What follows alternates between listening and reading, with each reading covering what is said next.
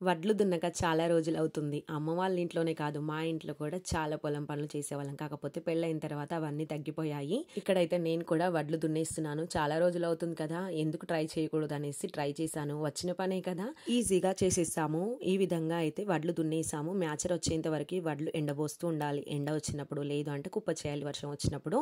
ఈ విధంగా మా పిల్లలు కూడా ఇంకా చాలా అల్లరి చేస్తూ ఆడుకుంటున్నారు. తాటి ముద్దు పైన ఈ విధంగా ఆడుకుంటున్నారు. ఇక్కడ చూపిస్తుంది మధ్యలో ఉందైతే మా పెద్ద మామయ్య వాళ్ళ పెద్ద కూతురు వాళ్ళ చిన్న కూతురు, వాళ్ళ ముగ్గురు పిల్లలు. ఈమె చిన్న అమ్మాయి పిల్లలతో చాలా ఆడుకుంటుంది. మీకు అర్థం అవడం కోసం ఆ విధంగా ఎక్స్ప్లెయిన్ చేస్తున్నాను. తర్వాత అదైపోయిన తర్వాత పెద్ద మామయ్య వాళ్ళ ఇంటికి వెళ్ళిపోయాం. ఈ పాప ఎవరు అనుకుంటున్నారా?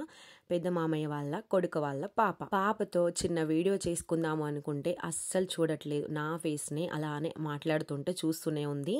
ఈ పాప కన్నా ముందు ఇద్దరు బాబులు 7 months లోనే హార్ట్ బీట్ స్టాప్ అయిపోయింది. ఇంకా వాళ్ళు అయిపోయిన తర్వాత ఈ పాప అయితే లక్కీగా పుట్టేసింది. మీరు కూడా బ్లెస్ చేయండి.